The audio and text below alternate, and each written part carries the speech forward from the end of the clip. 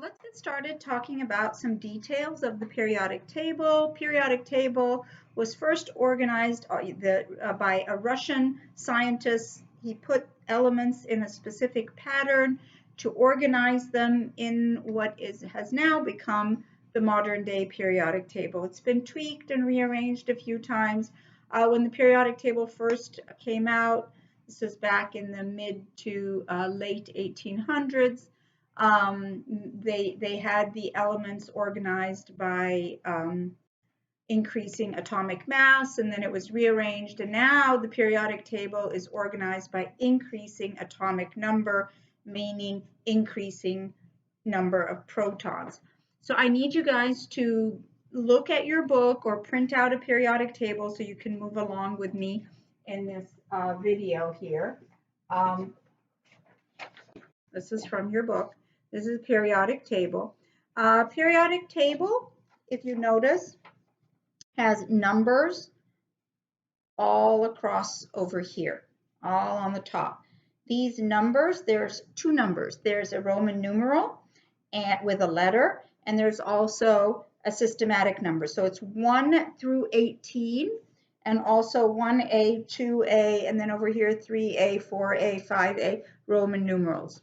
All right, so you need to be able to recognize the Roman numerals, what they stand for. So Roman numeral 1, this is 1, this is 2, this is 3, this is 4, this is 5, this is 6, so a 5 with a 1 after it is 6, this is 7, this is 8, 5 with 3 after it is 8.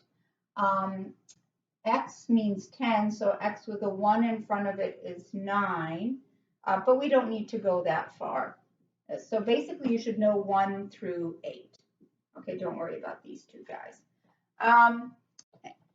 You should also be able to, if I tell you look at an element in group 3A, you go over here, this is 3A. You should also recognize that 3A, that group is also called group 13. So the columns are called groups, okay?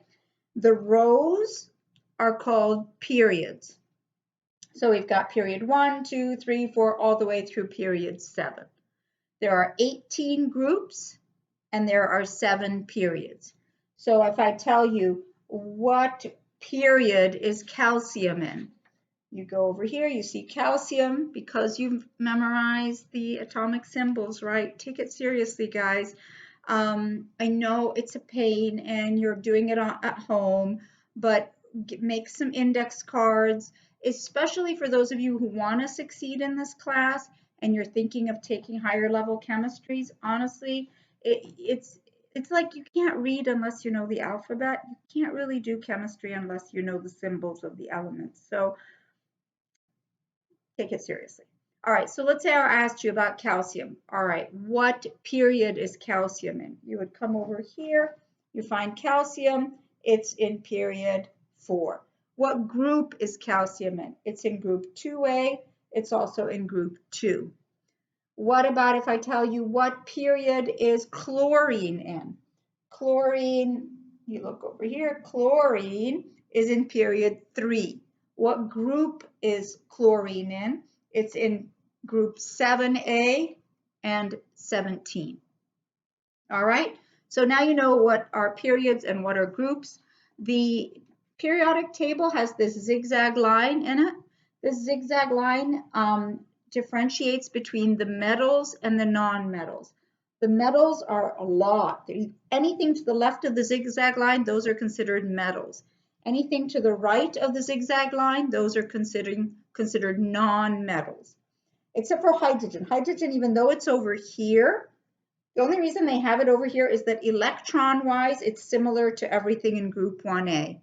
But hydrogen is a non-metal, so just in your brain, remember, it actually belongs over here. But the way the periodic table is arranged has something to do with electrons. And the electrons have everything to do with how elements react chemically. So all elements in the same group tend to react chemically similar. So hydrogen is over here with one electron in its outermost shell, and we'll talk about that a little later on. Basically, so it's here because of its electrons, but it is not a metal, and I repeat, not a metal, it is a non-metal. But they can't put it over here because these guys have the same number of electrons. This one has the same number of electrons as this group 1A. Okay, back to comparing metals and non-metals. Like I said, everything to the right of the zigzag line, and these two things over here, these two rows actually belong to row 6 and row 7. So basically, period 6, after lanthanum over here, you pick up all these guys. So this whole row belongs right here in period 6. And if you look at your book actually has a picture. Maybe I can find it real quick. Here it is. A diagram showing all of the elements right here as part of period 6 and period 7. But it would have made the periodic table look really ridiculous and too big and too wide. So they took them out of the body of the periodic table and put them down over here. All right, back to metals and non-metals. All right, so there are some characteristics that you need to know of metals and some of non-metals. Over here I have them. Let's bring this down a bit for you guys. Okay, metals in general have electrical conductivity, so they conduct electricity. Non-metals don't. Exception, but don't worry about the exception. So metals conduct electricity, non-metals don't. Metals conduct heat. Non-metals don't conduct heat. In fact, they're used as good insulators. Metals have this metallic gray color or a luster, a shine to them. Non-metals don't have that luster, don't have that shine. Most metals are solid at room temperature. The big exception that you may know of is mercury. Where's mercury? I need my glasses for that. Mercury. Okay. That is definitely liquid at room temperature. There are a couple of other metals that will melt at the minute you heat them up a little bit, but typically at room temperature, mercury is the one that you should know that is always liquid at room temperature. The other metals tend to be solid at room temperature. Non-metals, on the other hand, they could be solids or liquids or gases. For example, if you're dealing with hydrogen or helium or all of these these are all gases at room temperature. Nitrogen gas, oxygen gas, those are gases. But if you're dealing with carbon or sulfur or phosphorus, those are solids at room temperature. Bromine, which is this guy over here, bromine is liquid at room temperature. So that's why over here it says that they could be solids, liquids, or gases at room temperature. And then the last big difference between them is that metals are malleable, meaning you can pound them and make them into sheets of metal. Non-metals you can't. In fact, they're too brittle in their solid state. And metals are ductile. That means you can pull them into wires and make wires, metal wires, while non-metals are not. You can't, they're not malleable, they're not ductile. Okay, so those are some differences between metals and non-metals. I don't know if your book actually talks about this, but there are elements around the zigzag line, just a few around the zigzag line, that are considered semimetals or metalloids. Those have properties of both metals and non-metals depending on the temperature. So put that in your notes as something to know, that there are elements around the zigzag line that can have properties of both. All right, what else do we need to know out of this periodic table? Okay, representative elements. The representative elements are all the A group.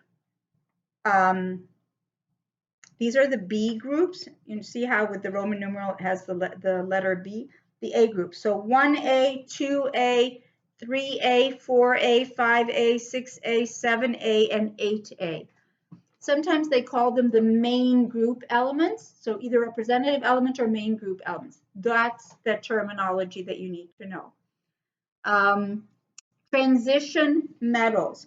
That's this group over here. You see this group in green? The Bs. These are called the transition elements or the transition metals. See the ones in blue down at the bottom here, the 2 rows that I said belong to periods 6 and 7? Those are called the inner transition metals, all right? So know that terminology. Know that terminology. More terminology to know. Group 1A, those are called the alkali metals. I'll probably write this stuff down for you guys. Group 1A, alkali metals.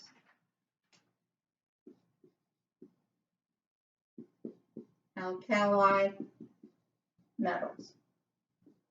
Group 2A, so Roman numeral 2A, those are called the alkaline earth metals. Now remember what I told you guys, hydrogen, even though it's in group 1A, is not a metal, so it's not called an alkali metal. It's just here because of its electrons. It's actually a non-metal. All right, group 7A, the one over here, fluorine, chlorine, bromine, iodine, those are called the halogens. And then finally, group 8A, those are called the noble gases.